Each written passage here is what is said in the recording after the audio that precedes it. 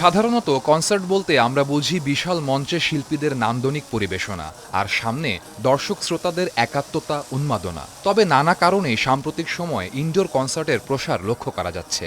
রাজধানীতে মনের আনন্দে জলের গান শিরোনামে তেমনই এক কনসার্টে গান গেয়ে মাতিয়েছে ভিন্নধর্মী গানের দল জলের গান। সাধারণত ভিড় ও নানারকম অপ্রীতিকর ঘটনার মুখোমুখি না হওয়ার জন্য এবং প্রিয় শিল্পীদের পরিবেশনা তুলনামূলক কাছ থেকে দেখার জন্যই অনেক দর্শক শ্রোতা এ ধরনের আয়োজন বেশ পছন্দ করে থাকেন।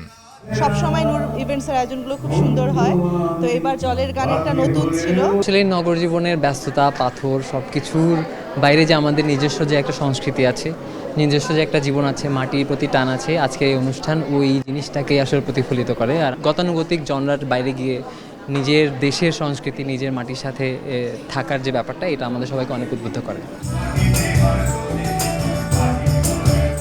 সম্পূর্ণ বাঙালিয়ানা আমেজে সাজানো ছিল নূর ইভেন্টসের এই চতুর্থ আয়োজন।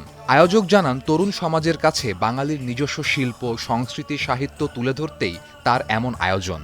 প্রতিটি ইভেন্টের মধ্যেই হচ্ছে গিয়ে গান আর কবিতার এটা সংমিশ্রণে বাঙালিয়ানা একটু পরিবেশ আনার চেষ্টা করি। আমার ধারণা ছিল যে জলের গান যেহেতু আমাদের নতুন প্রজন্ম থেকে হয়তো অনেক বেশি অডিয়েন্স পাবো, কিন্তু সেখানে আমি দেখলাম 20% হচ্ছে গিয়ে স্টুডেন্ট, 80% হচ্ছে গিয়ে সিনিয়র। আমার কাছে মনে হয় আমার মতো যদি আরও কোনো ইভেন্ট এভাবে এগিয়ে আসে, তাহলে এই প্রজন্ম অবশ্যই বাংলা গান কবিতার প্রতি অনেক আকৃষ্ট।